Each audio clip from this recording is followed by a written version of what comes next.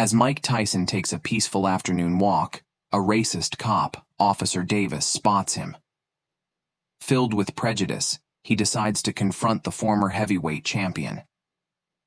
What starts as routine intimidation quickly escalates when Davis, in a reckless display of power, throws a punch, striking Mike in the face. But the cop has no idea who he just provoked. As the crowd watches in shock, the air thick with tension, Mike Tyson prepares to deliver a lesson no one will ever forget. Subscribe and like this video to see how the story unfolds. Amidst the hustle and bustle of city life, the afternoon rush had the streets alive. The metropolis hummed with activity, a chaotic symphony of honking cars, human chatter, and distant laughter. Throngs of pedestrians navigated the labyrinthine sidewalks, weaving through the currents of the busy streets. The air was rich with the sense of the city, the mouth-watering aroma of street food, the sweet bitterness of freshly brewed coffee. Each inhale was a reminder of the city's relentless energy. And in the midst of it all, a man strode with purposeful strides, the epitome of calm in the storm. His black-collared t-shirt hugged his broad shoulders, accentuating his powerful frame. Every movement exuded effortless confidence, each step measured and deliberate, as if he were gliding over the pavement. His well-defined physique left no doubt. This was Mike Tyson. Once the most feared boxer in the world, he was now a seasoned veteran of life's journey. Though time had tempered his days in the ring, the aura of a fighter never left him. As he walked, his movements exuded effortless confidence, his broad shoulders swaying with each step as if he were gliding across the pavement. He didn't seek attention, yet it followed him nonetheless. Passers-by stole discreet glances, some whispering in hushed excitement, while others instinctively averted their gaze, a silent sign of respect. Tyson's legendary status was etched into history, and his presence alone was enough to stir admiration, even among strangers. It was as though his mere existence commanded reverence. The air of invincibility that once dominated the ring now lived in his every step. He walked not with arrogance, but with the leisurely pace of a man who understood his place in the world. Unbothered, unshaken. Reaching a crosswalk, Tyson's steps slowed to a halt. He pulled out his phone, a well-practiced motion done out of habit rather than thought. His fingers moved across the screen with a fluidity that spoke of routine. As he checked his messages, he gave a slight nod, an unspoken confirmation of his upcoming appointment. For now, he was simply a man enjoying the rhythm of the city, moving in sync with its pulse. Tyson gave a small nod of acknowledgement, but for now, he was content to be lost in the city's rhythm. His strides matched the pulse of the streets, the energy of the world around him flowing effortlessly with each step. Across the street, a small, no-frills diner stood beneath the glow of a flickering neon sign. The vintage red lettering buzzed faintly, casting a soft light onto the patrol car parked just outside. Inside the cruiser, Officer Davis sat, gripping a cup of coffee. He was a burly man with the hardened demeanor of a seasoned veteran. His crew-cut and squared jawline screamed, "No nonsense." A man who had long since learned to wear authority like a second skin.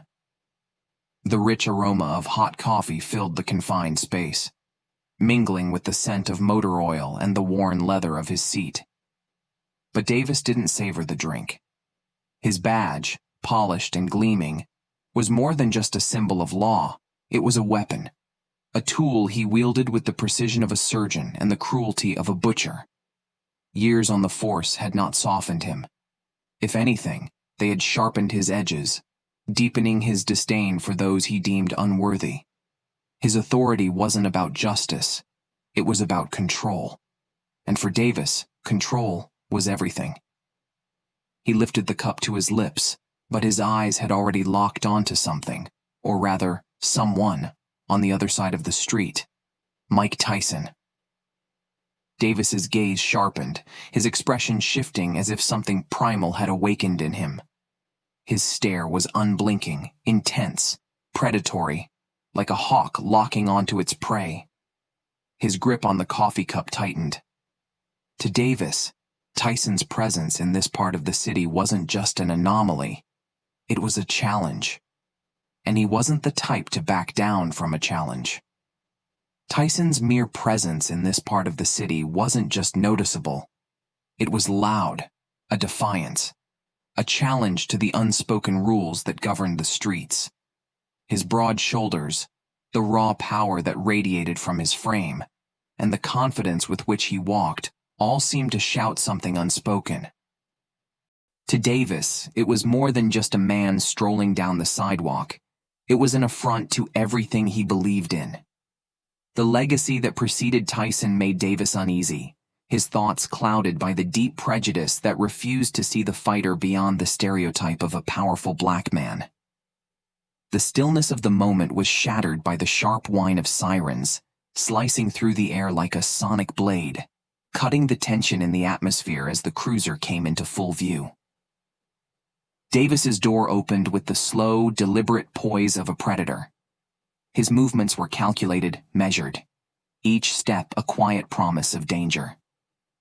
His polished shoes hit the sidewalk with a soft, purposeful tap, like the first sign of a storm approaching.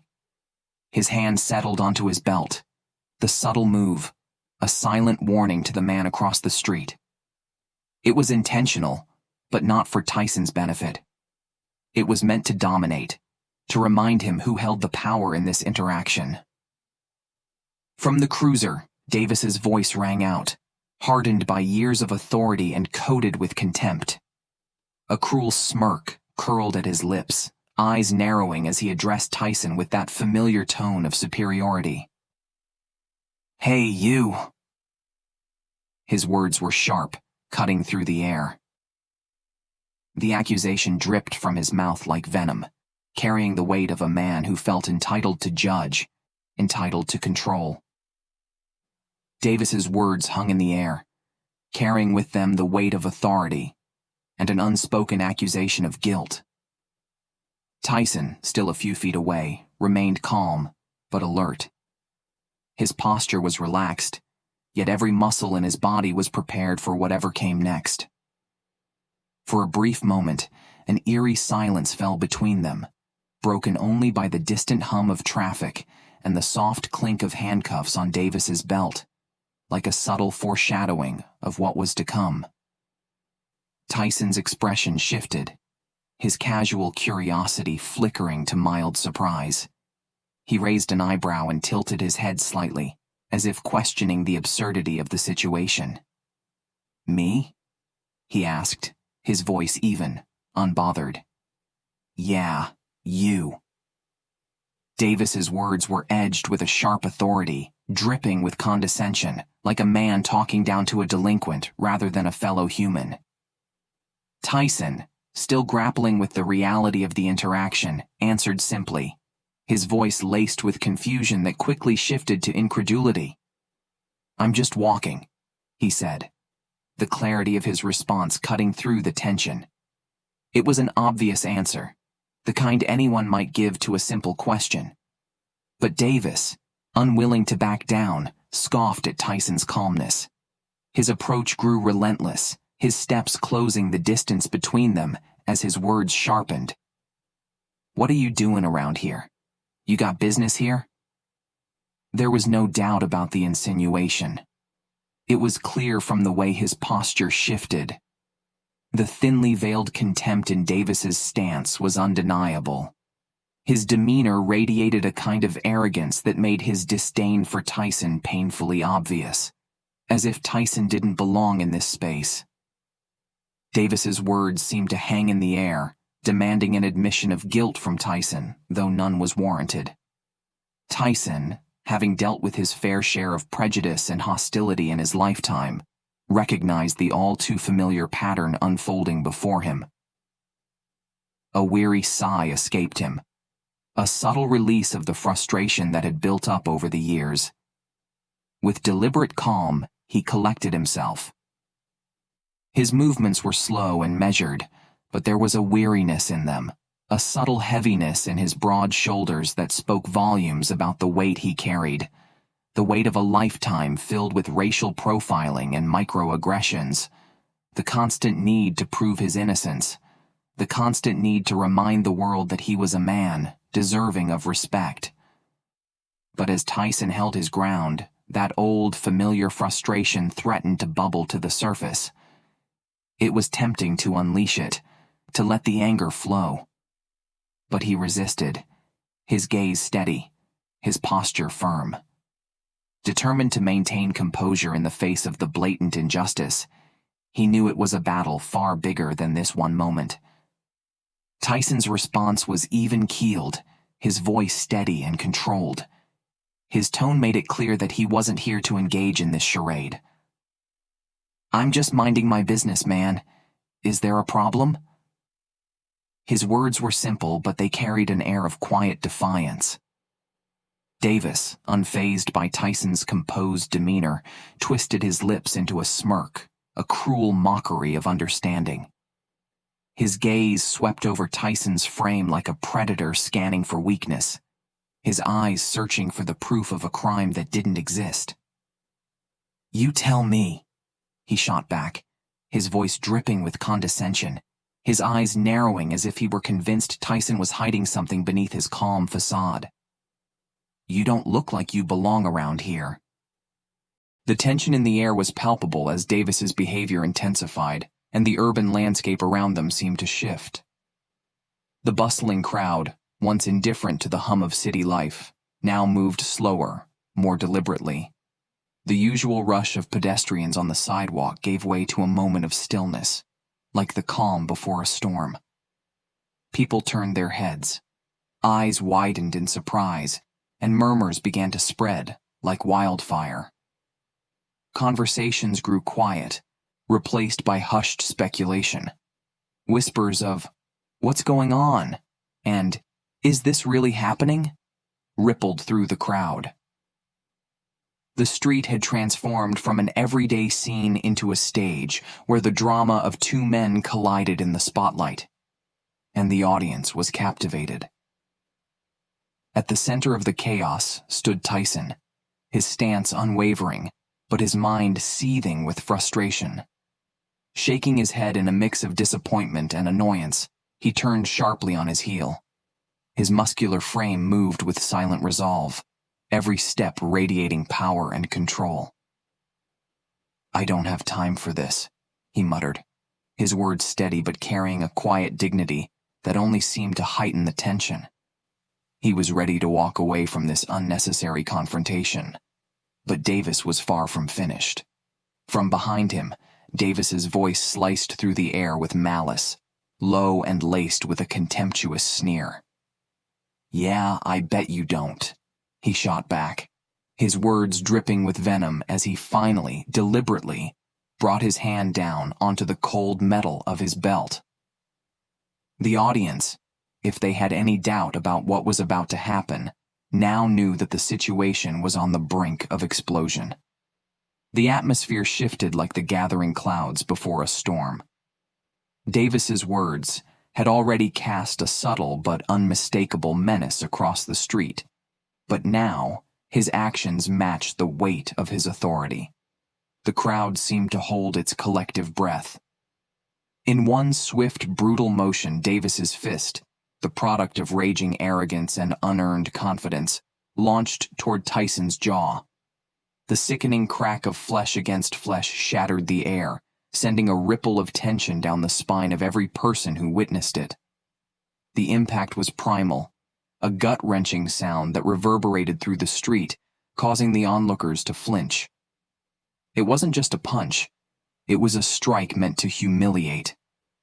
To reassert the superiority Davis believed he had over Tyson, to remind him who held the power in this moment. It was the mark of a man who believed he could crush anyone beneath the weight of his uniform and badge. The explosive impact sent ripples of shock and horror through the onlookers. Their reactions were a symphony of gasps and cries of dismay. One woman, overcome with fear and disbelief at the brutality unfolding before her, let out a piercing scream, her hand flying to her mouth as if to stifle her own horror. In the midst of the chaos, one bystander, seemingly immune to the panic that had engulfed the crowd, whipped out their phone, capturing the moment with a cold, dispassionate detachment. Tyson's head snapped to the side from the force of the blow. But rather than collapse, he stood tall, his eyes narrowing as the crowd's shock reverberated through his own pulse. This wasn't the end. This was only the beginning. The force of Davis's blow snapped Tyson's head to one side, but the movement didn't break him.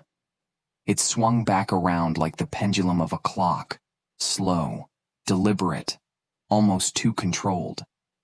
But beneath that calculated motion was the simmering, white-hot fury that had been steadily building. His jaw tightened, the muscle working beneath his skin as a steely determination took hold. Tyson's eyes, once stormy gray, now darkened into a pitch-black abyss, a cold, silent promise of what was to come. His face, a mask of cold, controlled fury, betrayed nothing, yet everything. With a deep breath, his chest expanded like a bellows, and as he exhaled, a low, menacing rumble filled the space around them, like the growl of a beast preparing to strike. It was the foreboding growl of a lion about to pounce. "All right, man, you asked for it."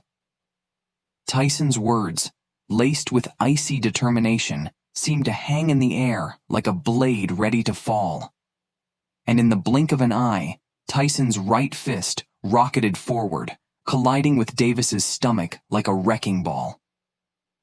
Davis, caught off guard and ill-prepared for the brutal onslaught, staggered backward, his eyes widening in shock and alarm as the full gravity of the situation crashed down on him. He had provoked a force he couldn't control. The punch to his stomach stole his breath, leaving him gasping for air, his body recoiling as the crowd erupted into a frenzy of gasps and murmurs. The chaos around them was electric. Davis's face, twisted in a mask of desperation and pain, spoke volumes. In a split second, his instincts kicked in, and he lunged for his baton. A lifeline in his mind, something that could restore the power he'd just lost. His hand reached out, grasping for the slender metal tool like someone drowning. But Tyson was already one step ahead. His massive hand snaked out and closed around Davis's wrist, the pressure so intense that it sent a shock of pain through the officer's body. Davis cried out, his voice filled with raw anguish. The baton, once a symbol of control, fell uselessly to the ground, its hollow clang echoing through the air, an unmistakable sign of Davis's defeat. Now, fully unleashed, Tyson's growl was primal, a low, guttural sound that filled the street with a terrifying sense of inevitability. "You think you can just punch people for nothing?" Tyson's voice was a blade, each word sharp and filled with disdain. His eyes burned with fury, a warrior's fire that had been kindled and was now raging, uncontrollable. "You want to be a bully?" His words carried a dangerous calm, the kind of calm a storm brings before it devours everything in its path. "Let's see how tough you really are." With a brutal, unyielding grip, Tyson tightened his hold on Davis's collar, his hand wrapping around the fabric like a vice. In a single, powerful motion, he hoisted Davis off the ground, his feet dangling like a rag doll, completely helpless. It was a display of sheer dominance, and the officer, who had been so quick to attack, was now entirely at the mercy of the man he'd tried to bring down. In the grip of a giant, Davis's bravado quickly crumbled, replaced by pure shock and panic. His limbs flailed wildly, a desperate attempt to free himself from the unshakable hold that Tyson had on him. "Put me down!" Davis screamed, his voice cracking, betraying the overwhelming fear that now threatened to consume him. Tyson's lips twisted into a cruel, triumphant grin, his eyes gleaming with the savage delight of a predator enjoying the moment of victory. He relished the sight of his tormentor reduced to nothing, and his mocking tone dripped with venom, savoring the sweet satisfaction of Davis's defeat. "You sure?" Tyson's words hung in the air, dripping with contempt. It wasn't just a question. It was the sound of the power shifting, of Davis's illusion of control shattering. Then, with a controlled, almost casual force, Tyson shoved Davis backward, sending him stumbling. The powerful thrust sent Davis flying backward, his feet scrambling for balance before he was sent crashing over the curb and onto the hard pavement. The resounding thud of his body hitting the ground reverberated through the street, and in that instant, the crowd, who had been mostly silent observers until then, erupted. The air filled with a maelstrom of cheers, hoots, and hollers. Their excitement boiled over, their adrenaline matching the intensity of the moment. A frenzy of adulation and support surged for the man who had just taught their tormentor a lesson he wouldn't forget. The chorus of approval rose in a chaotic wave, filling the air. It was a celebration of righteous triumph, a deafening roar that echoed in the street as Tyson, standing calm and composed amidst the frenzy, was celebrated as the victor. The bully had been brought low, and the crowd rejoiced in the justice that had finally been served. Tyson, impervious to the chaos swirling around him, stood like a silent titan amidst the storm. A siren's wail suddenly cut through the cheers of the crowd, its shrill cry heralding the arrival of more officers drawn to the scene by the growing commotion. The newcomers, their uniforms a sharp contrast to the jubilant celebration of the spectators, stepped into the fray. Their eyes flicked from Davis, defeated and sprawled on the ground, to Tyson, standing tall and almost untouchable, as if the very air around him demanded respect. His stance exuded quiet confidence, the kind of stillness that comes from knowing you've just shifted the balance of power. The senior officer, his face a mask of professionalism and curiosity, observed the scene with an unreadable expression, trying to make sense of the unfolding chaos. The senior officer took a hesitant step toward Tyson, his movements cautious, as if he were approaching someone whose reputation preceded him. "Mr. Tyson," the officer began, his tone neutral but cautious, the words measured as he sought to understand the situation. "What happened here?" Tyson met the officer's gaze with a cold intensity, his eyes unwavering as he responded with a simple gesture, his arms sweeping across the crowd like a general surveying the battlefield. The crowd, emboldened by Tyson's silence and the power he had just displayed, erupted in a chaotic chorus of accusations. Their voices overlapped in a cacophony of indignation, each person eager to be heard, each person eager to declare their side of the story. "He attacked Mike first," one bystander shouted, their voice sharp and accusatory, cutting through the melee like a bladed strike. The storm of voices only grew louder, feeding the tension that filled the street. The air was thick with rage, and it seemed the crowd would never let this moment slip away without ensuring their voices were heard.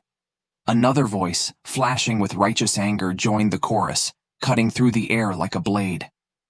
"That cop threw the first punch! Mike was just defending himself!"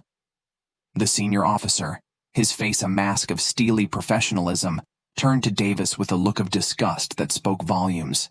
His eyes, hard as stone, seemed to pierce through him. "You're done," the officer said, his voice laced with the authority of his rank. The words hung in the air, heavy and final, like a death sentence. The crowd fell silent for a split second as Davis processed the gravity of the moment. The senior officer, his words now as icy as a frozen pond, delivered the verdict with a precision that left no room for protest. "You're suspended, pending investigation." The officer's tone was sharp, and the finality in his voice was undeniable.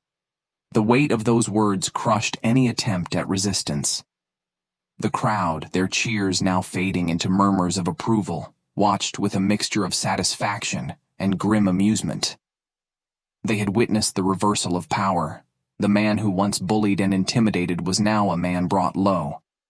Davis's shoulders slumped, and with it, his spirit shattered.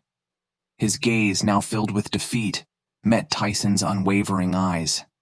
The pride that had once held him aloft had dissolved into nothingness, replaced by the crushing realization of his actions. Tyson stood calm, his expression unreadable. The silent victory was his, undeniable and complete.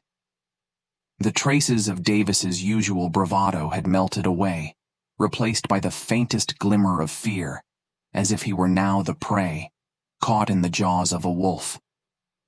Tyson, satisfied with the outcome, allowed a small, triumphant smile to curl across his lips. The crack of his knuckles echoed loudly through the street, a sound full of finality. Lesson learned. Tyson's words, low and steady, hung in the air. "Lesson learned," he muttered, his gaze never leaving Davis, who now slunk away, his shoulders hunched, his head hanging low. It was a pitiful, ignominious end to a reign of terror that had once struck fear into so many. As Davis retreated into obscurity, the jeers and derision of the crowd chased him, a reminder of the people he had once tormented. His power had evaporated, and in its place, he carried nothing but the weight of his failure. 1604. Tyson stood tall, his head held high, his pride intact as he resumed his walk. The once indifferent crowd now became a sea of support, their cheers and applause amplified by every step Tyson took. The onlookers, who had been mere bystanders moments ago, had transformed into a band of supporters, each voice raised in celebration of his victory. The streets themselves seemed to echo with these words, a quiet yet resounding declaration of Tyson's triumph. As he walked, his silhouette fading into the distance, it was as though he were a mythic hero, borne away by the admiring crowd. "Prejudice and power should never mix," the words rang in the air, spoken with resolute conviction, as if Tyson's very presence had made that truth undeniable. It was a declaration not just of strength, but of the justice that had finally been served. It's not about abusing authority. Tyson's voice, calm but strong, carried across the now silent street, his words cutting through the air with a sense of undeniable truth. His declaration reverberated through the crowd like the beating of a war drum, echoing in the hearts of those who had witnessed the moment. It's about standing up for what's right. Those simple words, spoken with unwavering conviction, were a reminder to all who heard them of the power of justice and the importance of standing firm against oppression. Tyson's actions had spoken louder than any speech, but these words would ring in the minds of everyone present long after he was gone.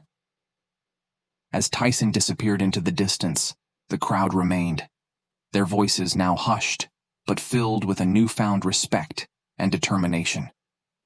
His journey was not just a victory over one man, but a larger reminder that justice could prevail, even when power seemed to tip the scales.